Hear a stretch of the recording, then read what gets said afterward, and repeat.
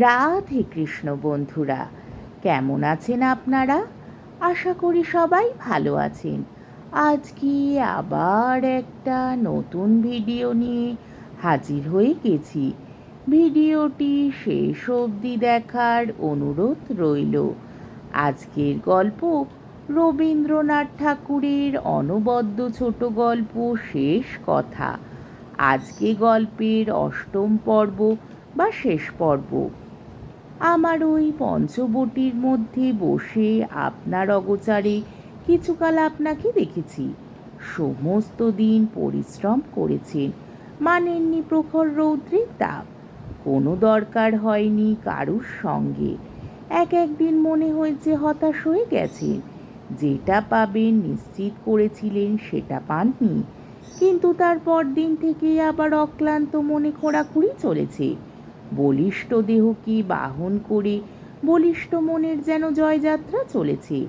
এমনতর বিজ্ঞানের তপস্বী আমি আর কখনো দেখিনি। দূরে থেকে ভক্তি করেছি। এখন বুঝি না।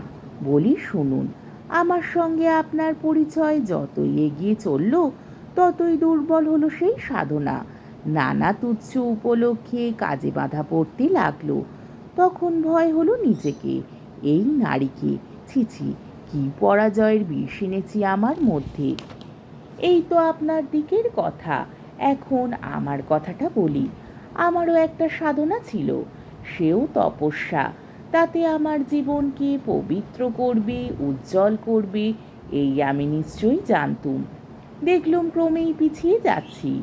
যে চাঞ্চল্য আমাকে পেয়ে বসেছিল তার প্রেরণায় ছায়াচ্ছন্ন বনের নিঃশ্বাসের ভেতর থেকে সে আদিম প্রাণের শক্তি।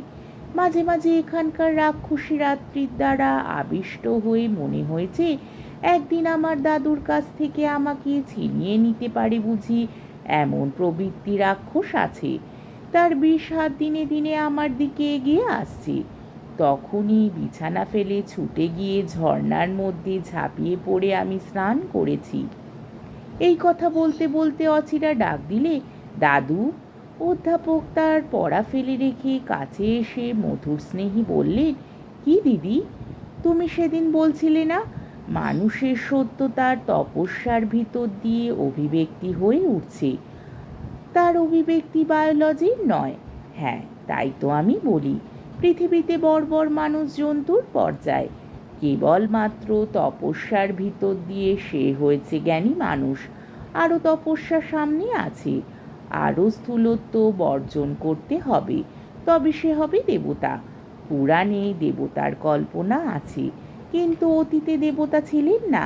দেবতা আছেন ভবিষ্যতে, মানুষের ইতিহাসের শেষ অধ্যায়। দাদু, এইবার তোমার আমার কথাটা চুকিয়ে দিই। কদিন থেকে মনের মধ্যে তোলপাড় করছে। আমি উঠে পড়ে বললুম, তাহলে আমি যাই। না, আপনি বসুন। দাদু, তোমার সেই কলেজের যে অধ্যক্ষ পদ তোমার ছিল সেটা আবার খালি হয়েছে। সেক্রেটারি খুব অনুনয় করে তোমাকে লিখেছেন সেই পদ ফিরে নিতে। তুমি আমাকে সব চিঠি দেখাও, কেবল এই চিঠিটাও দেখাওনি। তাতেই তোমার দুরভিসন্ধি সন্দেহ করে ওই চিঠিটা চুরি করে রেখেছি। আমারই অন্যায় হয়েছিল। কিছু অন্যায় হয়নি। আমি তোমাকে টেনে এনেছি তোমার আসন থেকে। আমরা কেবল নামিয়ে আনতেই আছি। কি বলছো দিদি? সত্যি কথাই বলছি। বিশ্বজগৎ না থাকলে বিধাতার হাত খালি হয়। ছাত্র না থাকলে তোমার তেমনই। সত্যি কথা বলো, বরাবর স্কুল মাস্টারি করেছি কিনা তাই। তুমি আবার স্কুল মাস্টার? তুমি বর্ন টিচার, তুমি আচার্য। তোমার জ্ঞানের সাধনা নিজের জন্য নয়, অন্যকে দানের জন্য। দেখেননি নবীনবাবু, মাথায় একটা আইডিয়া এলে আমাকে নিয়ে পড়েন। দয়া মায়া থাকে না। 12 আনা বুঝতে পারিনি, নইলে আপনাকে নিয়ে বসেন, সে আরও শোচনীয় হয়ে ওঠে। আপনার মন যে কোন দিকে বুঝতেই পারেন না, ভাবেন বিশুদ্ধ জ্ঞানের দিকে। দাদু, ছাত্র তোমার নিতান্তই চাই, কিন্তু বাছাই করে নিতে ভুলো না। অধ্যাপক বললেন, ছাত্রই তো শিক্ষককে বাছাই করে, গরজ তো তারই। আচ্ছা, সে কথা পরে হবে। সম্প্রতি আমার চৈতন্য হয়েছে, যিনি শিক্ষক তাকে গ্রন্থকিট করে তুলছি। এমনই করে তপস্যা ভাঙি নিজের অন্ধ গরজে। সে কাজ তোমাকে নিতে হবে, এখনই যেতে হবে সেখানে ফিরে।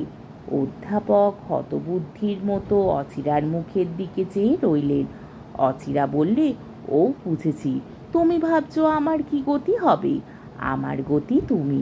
ভোলানাথ, আমাকে যদি তোমার পছন্দ না হয় তাহলে দিদিমা সেকেন্ডের আমদানি করতে হবে। তোমার লাইব্রেরি বেছে তার গয়না বানিয়ে দেবে, আমি দেব লম্বা দৌড়। অত্যন্ত অহংকার না বাড়লে এ কথা তোমাকে মানতেই হবে, আমাকে না হলে একদিনও তোমার চলে না। আমার অনুপস্থিতিতে 15ই আশ্বিনকে 15ই অক্টোবর বলে তোমার ধারণা হয়? যেদিন বাড়িতে তোমার সহযোগী অধ্যাপকের নিমন্তন্ন, সেদিনই লাইব্রেরি ঘরে দরজা বন্ধ করে নিদারুণ একটা ইকুয়েশন কষতে লেগে যাও। গাড়িতে চড়ে ড্রাইভারকে যে ঠিকানা দাও সে ঠিকানায় আজও বাড়ি তৈরি হয়নি। নবীনবাবু মনে করছেন আমি অত্যুক্তি করছি। আমি বললুম, একেবারেই নয়। কিছুদিন তো ওকে দেখছি, তার থেকে অসন্দিগ্ধ বুঝেছি আপনি যা বলছেন তা খাঁটি সত্য। আজ এত অলক্ষণে কথা তোমার মুখ দিয়ে বেরোচ্ছে কেন জানো নবীনবাবু? এই রকম যাতা বলবার উপসর্গ সম্প্রতি দেখা দিয়েছে। সব লক্ষণ শান্ত হয়ে যাবে, তুমি চলো দেখি তোমার কাজে। নারী আবার ফিরে আসবে, থামবে প্রলাপ বকুনি। অধ্যাপক আমার দিকে চেয়ে বললেন, তোমার কি পরামর্শ নবীন? উনি পণ্ডিত মানুষ বলে জিওলজিস্টের বুদ্ধির পরে ওর এত শ্রদ্ধা। আমি এতক্ষণ স্তব্ধ থেকে বললুম, অচিরা দেবীর চেয়ে সত্য পরামর্শ আপনাকে কেউ দিতে পারবে না। অচিরা উঠে দাঁড়িয়ে পা ছুঁয়ে আমাকে প্রণাম করলে। আমি সংকুচিত হয়ে পিছু হটে গেলুম। অচিরা বললে, সংকোচ করবেন না, আপনার তুলনায় আমি কেউ নই, সে কথাটা একদিন স্পষ্ট হবে। এইখানে শেষ বিদায় নিলুম, যাবার আগে আর কিন্তু দেখা হবে না।